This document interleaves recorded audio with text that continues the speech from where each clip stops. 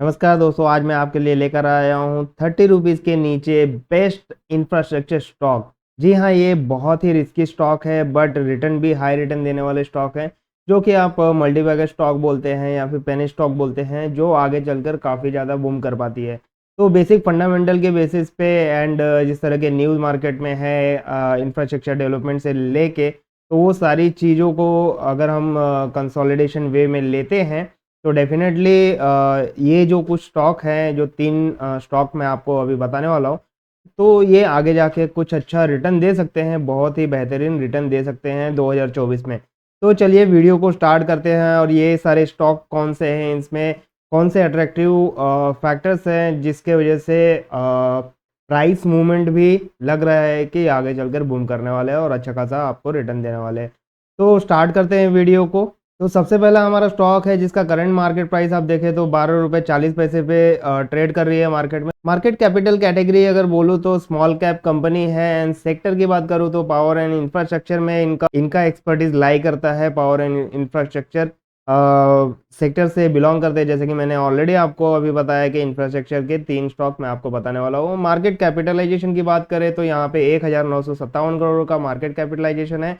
ROC इसका 14.1% का है, आरओई यहाँ पे 44.15% का है, जो कि बहुत ही बेहतरीन है। ये एक अट्रैक्टिव पॉइंट बनता है यहाँ पे आरओसी आरओई जो है एक अट्रैक्टिव पॉइंट बनता है कि इतने सस्ते स्टॉक का जो आरओसी है आरओई है इतना अच्छा है, मतलब ये कंपनी कुछ तो बेहतरीन कर रही है मार्केट में। डेब्ट टू इक्विटी रेशियो की बात करूँ तो ये माइनस में है, -5.98। निगेटिव डेब्ट टू इक्विटी रेशियो है, मतलब यहाँ पे हो सकता है कि जो लाइबिलिटीज है, कंपनी की लाइबिलिटीज है, that is more than that of the companies asset से ज़्यादा लाइबिलिटीज है, इसलिए यहाँ पे डेब्ट टू इक्विटी रेशियो आपको दिखाई दे रहा है कि 5.98 निगेटिव में है। ओके, और इसके साथ ही मैं रिजर्व की बात करूँ तो निगेटिव रिजर्व है, मतलब इनके पास रिजर्व भी कुछ नहीं है, इसीलिए मैं कहता हूँ कि ये रिस्की स्टॉक है एंड ये मैंने आपको ऑलरेडी बता दिया है। तो यहाँ पे रिजर्व की बात करें तो -1128 करोड़ का रिजर्व है इनके पास, माइनस में है।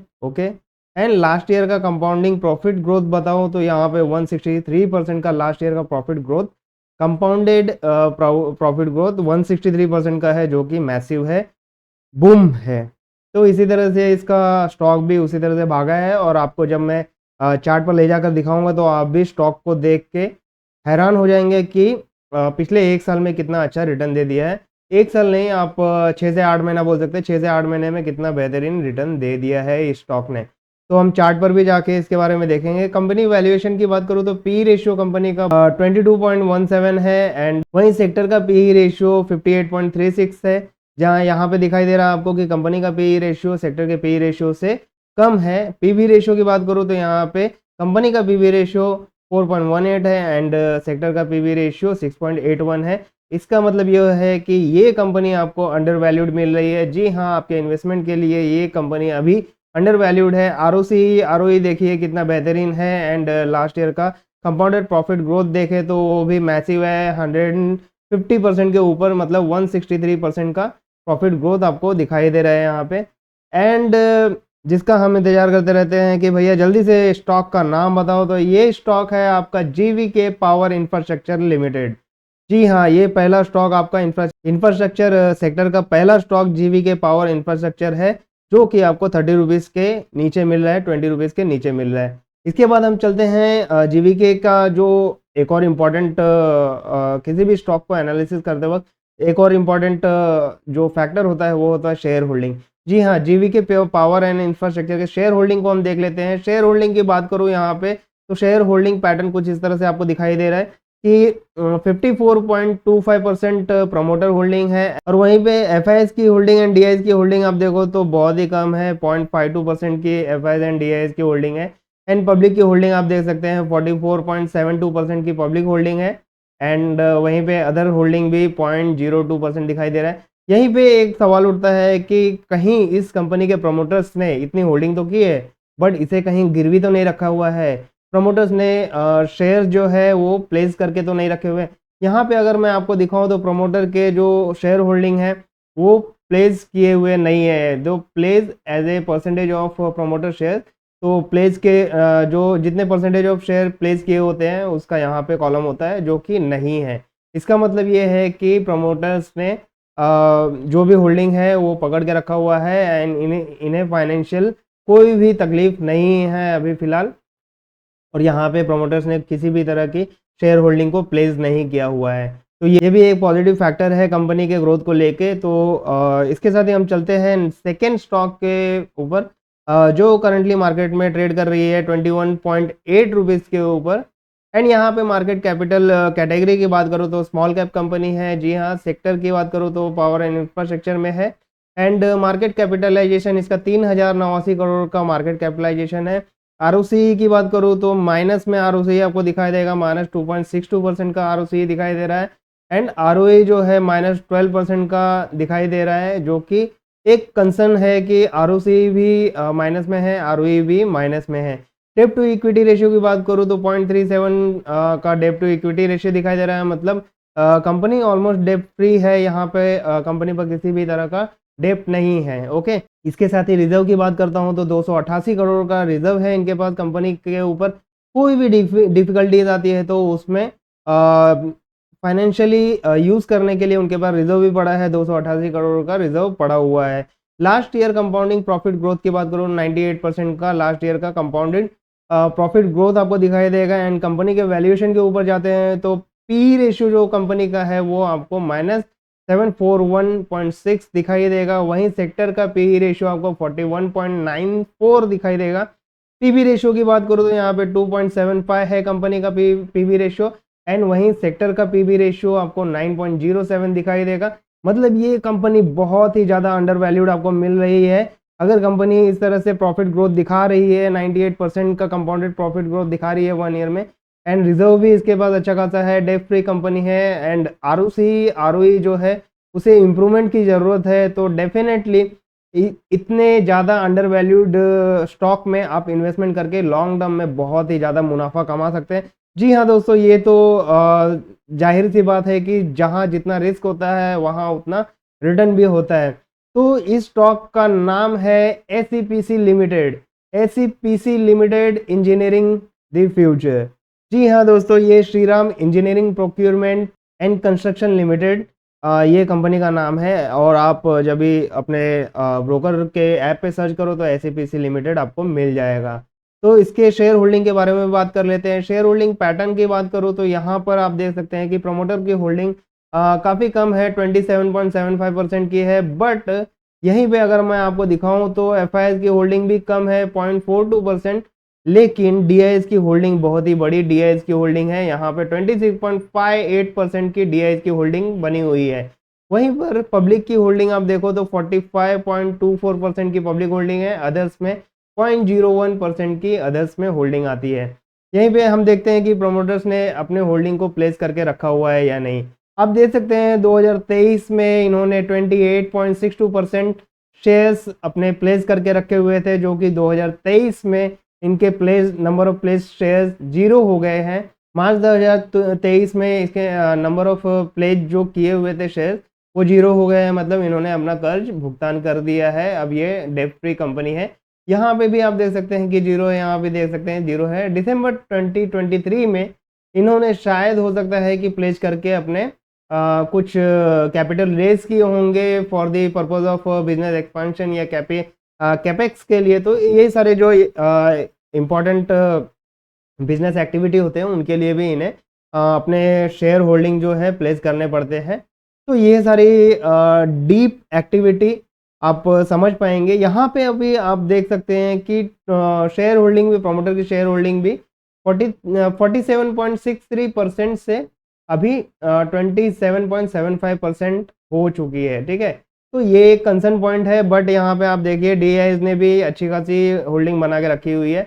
मतलब डीआईएस को भरोसा है कि ये कंपनी फिर से उभर के आएगी और अच्छा खासा परफॉर्म करेगी। अब हम चलते हैं कि थर्ड स्टॉक के ऊपर। जो हमारा थर्ड स्टॉक है वो 8 रुपये 85 पैसे पर ट्रेड कर रहा है। जी हाँ दोस्तों, 10 रुपये के नीचे का स्टॉक है ये। आप यहाँ पे देख सकते हैं मार्केट कैपिटल कैटेगरी, ये स्मॉल कैप कंपनी है। सेक्टर जैसे कि मैंने ऑलरेडी बताया है, इंफ्रास्ट्रक्चर सेक्टर से बिलोंग करती है। मार्केट कैपिटलाइजेशन इसका 312 करोड़ का है। आरओसी 12.3% का है। आरओई 172% का है, बहुत ही मैसिव है। आरओई आप देखिए कितना मैसिव है, 172%, ठीक है। एंड डेब्ट टू इक्विटी रेशियो की बात करता हूँ तो ये माइनस में दिखाई दे रहा है। इसका मतलब यही है कि प्रमोटर्स ने यहाँ पे हो सकता है कि अपने जो भी शेयर होल्डिंग्स है उसे प्लेस करके रखा होगा। एंड दूसरा चीज़ ये होता है कि इस कंपनी में जो लाइबिलिटीज़ है that is more than that of the companies asset, ठीक है। तो डेब्ट टू इक्विटी रेशियो अभी नेगेटिव दिखाई दे रहा है, तो एक थोड़ा कंसर्न है। बट आरओसी आरओई देख के आप ये पता लगा सकते हैं कि कंपनी किस तरह के रिटर्न अपने स्टेक होल्डर्स को दे रही है। एंड वहीं रिजर्व की बात करूँ तो माइनस में रिजर्व है, माइनस 714 करोड़ का रिजर्व दिखाई दे रहा है आपको। 10 ईयर्स का कंपाउंडेड प्रॉफिट ग्रोथ आपको दिखाऊं तो 12% का 10 ईयर्स का कंपाउंडेड प्रॉफिट ग्रोथ दिखाई दे रहा है, जो कि काफ़ी अच्छा है। एंड कंपनी के वैल्यूएशन की बात करते हैं तो कंपनी का पी रेशियो अभी आपको -2.82 दिखाई दे रहा है। वहीं सेक्टर का पी रेशियो आपको अभी 58.36 दिखाई देगा। And PB ratio of the company -1.25 दिखाई दे रहा है। वहीं सेक्टर का पीवी रेशियो आपको दिखाई देगा 6.81। इसका मतलब यही होता है कि कंपनी का पी पीबी रेशियो सेक्टर के पी पीबी रेशियो से कम है। इसका मतलब कंपनी आपको अंडर वैल्यूड मिल रही है। जी हाँ, स्टॉक का नाम मैं बता देता हूँ, सद्भव इंफ्रास्ट्रक्चर प्रोजेक्ट लिमिटेड, ये आपके स्टॉक का नाम है। इसे आप अपने ब्रोकर के ऐप पे भी सर्च कर सकते हैं। चलिए शेयर होल्डिंग की बात कर लेते हैं। इस कंपनी में शेयर होल्डिंग पैटर्न अगर मैं आपको बताऊं तो यहाँ पे प्रमोटर की शेयर होल्डिंग, यहाँ पे आपको 70.34% का शेयर होल्डिंग दिखाई देगा। प्रमोटर्स ने जकड़ के पकड़ा हुआ है। इसके बाद एफ आई की होल्डिंग बहुत ही कम है, 0.06% की एफ एंड डी की होल्डिंग है। वहीं पे अगर आपको बताऊं तो पब्लिक होल्डिंग यहाँ पे 28.93% की है। अदर्स में भी आपको 0.01% की होल्डिंग दिखाई देगी, ठीक है। इसके बाद ही मैं बताता हूँ कि इसमें किसी तरह का जो होल्डिंग है, शेयर्स है, वो प्लेस किए गए हैं या नहीं प्रमोटर द्वारा, तो ये हम यहाँ पे देख सकते हैं। यहाँ पे आप देखो तो बहुत ही कंसर्न पॉइंट है। यहाँ पे जो परसेंटेज ऑफ शेयर्स प्लेस है ये 99.18% है। मतलब ये जो होल्डिंग की हुई है प्रमोटर्स ने 70.34 की, ये पूरे के पूरे गिरवी रखे गए हैं। जो भी फाइनेंसिंग बैंक होती है उनके पास ये शेयर गिरवी रखते हैं। जो भी फाइनेंस करती है कंपनी को उनके डिफिकल्ट सिचुएशन में, तो उनके पास गिरवी रख के ये कैपिटल रेज करते हैं। तो यहाँ पे 99.18% की शेयर जो है प्लेस की गई है। 2023 में भी सेम है। एंड जून 2023 में ये थोड़ा कम हुआ है, 75.42% पर आ चुके हैं। वहीं जाके फिर से सितंबर 2023 में फिर से ये थोड़ा ऊपर चली गई है, बट 99.18 से कम है, 98.17 है। वहीं अगर दिसंबर 2023 की करंटली बात करूँ तो ये 98.17 कंटिन्यू बना हुआ है। तो अभी देख सकते हैं 98.17% of total promoter share holding is being placed. ये गिरवी रखे गए हैं जो भी फाइनेंशियल इंस्टीट्यूशंस हैं। ओके, तो चलिए अभी इन तीनों स्टॉक के बारे में बात कर लिया हमने। अब हम बात करते हैं कि इस कंपनी में, इस स्टॉक में कब हम एंट्री ले। तो प्राइस चार्ट पर जाके ही हमें पता चलेगा कि हम इस स्टॉक में कौन से प्राइस पे एंट्री ले सकते हैं। क्या अभी का जो प्राइस चल रहा है वो एंट्री लेने लायक है या नहीं है, वो सारी चीज़ें हम चार्ट पर जाकर डिस्कस करते हैं। तो चलिए हम अपने चार्ट पर चलते हैं। तो ये देखिए हम अपने चार्ट पर आ चुके हैं और यहाँ पे आप देखो तो मैंने GVK power and infrastructure limited का 1 वीक का वीकली चार्ट ओपन कर लिया है, क्योंकि हम ऑलमोस्ट इन्वेस्टमेंट की ही बात करते हैं कभी भी। तो अगर मैं आपको थोड़ा सा यहाँ पे ब्रीफ करूँ तो इसका चार्ट मैं आपको दिखाता हूँ किस तरह से परफॉर्मेंस दिया है इस चार्ट में। इस स्टॉक ने किस तरह का परफॉर्मेंस दिया है आप यहाँ पे अगर नोटिस करो इस एरिया में, तो ये कुछ इस तरह से साइड बाउंड चल रहा था लगभग सितंबर से। ये अगर डेट आपको दिखाऊं तो ऑलमोस्ट सितंबर 2022 से अगर मैं दिखाऊं और ऑलमोस्ट अगस्त 2023 तक, मतलब एक साल तक ये रेंज बाउंड रहा, ठीक है। इस कंपनी में जो भी ग्रोथ की जो भी गुंजाइश थी वो सारी चीज़ें करते वक्त, क्योंकि क्या होता है कि जब कंपनी ग्रो हो रही है तब तक उस पर कोई ध्यान नहीं देता। जब वो फुट कर बाहर आना चालू हो जाती है, जैसे कि यहाँ पे हुआ है, जब वो फुट कर बाहर आना चालू हो जाती है तो सबके नज़र वहाँ पे जाते हैं। यहाँ पे देखिए वॉल्यूम कितना हाई वॉल्यूम बना हुआ है, बाइंग के वॉल्यूम यहाँ पे इंक्रीज होने लगे हैं, यहाँ पे प्रॉफिट बुक हुआ है। एंड फिर आप देख सकते हैं वॉल्यूम कंटिन्यूसली इंक्रीज हो रहा है। यहाँ भी देखिए, यहाँ भी अच्छा खासा वॉल्यूम इंक्रीज हुआ दिखाई देता है। फिर से यहाँ पे प्रॉफिट बुकिंग हुआ है एंड इस तरह से आपको इसमें आगे चल कर ग्रोथ दिखाई दे सकता है। तो ये आपको 3 रुपये से लेके 2-2.5 रुपये से लेके 3 रुपये तक के रेंज में आपको मिल रहा था 1 साल पहले, बट अब आपको इस रेट पर आपको दिखाई नहीं देगा। अगर आपने 1000 शेयर भी खरीदे होते तो ये देखिए फरवरी 2024 तक 16,800 रुपये हो गए होते, मतलब आपके 2,000 रुपये या 3,000 रुपये आपके 16,800 रुपये हो चुके होते। तो इतना अच्छा मैसिव रिटर्न दिया है पिछले कुछ 8 महीनों में ही बोल सकते हैं। जुलाई से लेके दिसंबर कितना हुआ, 5 महीना वहाँ हो गया, और ये जनवरी फरवरी, मतलब 7-8 महीने में इतना मैसिव रिटर्न दिया हुआ है। ठीक है, तो 500 से 600% का रिटर्न आपको यहाँ पे देखने मिलता है। तो इतना हैवी रिटर्न मिला है, क्या इसमें एंट्री लेना चाहिए? तो डेफिनेटली मैं बात करूँ यहाँ पे, मैंने 50 डेज का 50 पीरियड का मूविंग एवरेज यहाँ पर मैंने ओपन कर रखा है। तो आप जैसे यहाँ पे नोटिस कर सकते हैं कि जिस तरह की तेज़ी स्टॉक में दिखाई दे रही है, तो यहाँ पे जैसे कि आप देख सकते हैं कि कंपनी एक बड़ा मूव देने के बाद किसी भी स्टॉक में एक करेक्शन आता है, तो यहाँ पे करेक्शन लिया है, फिर से डोजी कैंडलस्टिक बना के एंड ये कंटिन्यू अप साइड में गई है। तो जिस तरह से करेक्शन यहाँ पे ले और उसके बाद फिर से एक पॉजिटिव इंडिकेशन मिले तो आप एंट्री बना सकते हैं। तो यहाँ पे आप एक एंट्री बना सकते थे, बट यहाँ मिस हो गया, तो यहाँ से करेक्शन लेने का यहाँ बना सकते थे, बट अब यहाँ से एक बड़ी हाई मिली है, उसके बाद यहाँ पर आपको एंट्री बनाने का मौका है। जैसे कि आप देख सकते हैं यहाँ पे हैमर कैंडलस्टिक पैटर्न बना हुआ है। अगर यहाँ पे एक पॉजिटिव कैंडल बनती है, ठीक है, नेक्स्ट वीक में अगर एक पॉजिटिव कैंडल बनती है तो डेफिनेटली आपको एंट्री लेना चाहिए एंड ये आगे चलकर आपको अच्छा खासा प्रॉफिट दे सकती है कंटिन्यूसली। ठीक है, तो ये थी जीवीके पावर इंफ्रास्ट्रक्चर के बारे में। एंड इसके बाद ही हम चलते हैं Shriram engineering procurement and construction company पर। तो यहाँ पर आप चार्ट देखो तो ये अभी आपको दिखाई दे रहा है कि भैया पहले देखो, अगर यहाँ पे आपको मैं दिखाऊं, लगभग सितंबर 2010 में इसका ऑल टाइम हाई 314 रुपये के आसपास थी, और आज ये 21 रुपये पे आपको दिखाई दे रही है। इसका लो भी आप देख लो तो लो ऑलमोस्ट 2 रुपये तक लो गया हुआ है। तो कितना ज़्यादा डेंजरस चीज़ सी है कि इतना हाई रिस्क भी होता है। 314 रुपये पे आपने बाई किया है एंड 2 रुपये पे स्टॉक आ चुकी है लॉन्ग टर्म में। तो इस तरह के भी हाई रिस्क इन्वॉल्व होते हैं, बट अब 2 रुपये से कितना नीचे जाएगा, जीरो तो हो नहीं सकता, 0.8 0.5 इस तरह से ये हो सकता है। तो यहाँ पे एंट्री लेना आपका काफ़ी अच्छा था, बट ठीक है, यहाँ पे आपने एंट्री नहीं ली तो आप क्या कीजिए, 50 पीरियड ऑफ मूविंग एवरेज पर आप एंट्री ले सकते हैं। अब मैं आपको करंट प्राइस एक्शन दिखाऊं तो ये 50 डेज के मूविंग एवरेज के पास आकर सपोर्ट लेकर कंटिन्यूसली बढ़ रही है। यहाँ से आई, फिर करेक्शन लिया, यहाँ पर फिर से पॉजिटिव इंडिकेशन मिला, फिर एक बड़ा मूव मिला, उसके बाद फिर करेक्शन लिया, फिर ऊपर गई, फिर से करेक्शन ले रहा है। अब यहाँ पर अगर एक पॉजिटिव कैंडल बनती है तो डेफिनेटली यहाँ से एक बड़ा मूव मिल सकता है, बट अगर यहाँ पे पॉजिटिव कैंडल नहीं बनती है, एक नेगेटिव बनती है, तो आपको थोड़ा इस लाइन पे सपोर्ट लेने का वेट करना होगा, उसके बाद आप एंट्री लेके बहुत ही बड़ा मुनाफा बना सकते हैं। जिस तरह की हाई रिस्क स्टॉक है ये, जिस तरह से इंफ्रास्ट्रक्चर डेवलपमेंट पे बात की जा रही है इंडिया में, तो डेफिनेटली ये आगे जाकर अच्छा खासा आपको रिटर्न दे सकती है, बहुत ही बड़ा रिटर्न दे सकती है, क्योंकि ये अभी 21 रुपये पे ही ट्रेड कर रही है, और लास्ट 13 ईयर बैक आप देखो तो ये 314 रुपये पर भी ट्रेड कर चुके हैं। मतलब बहुत बड़ी कंपनी थी ये, just because of some financial issues ये काफ़ी गिरते गए, और इनके परफॉर्मेंस के बेसिस पे इनके स्टॉक का वैल्यू भी गिरता गया।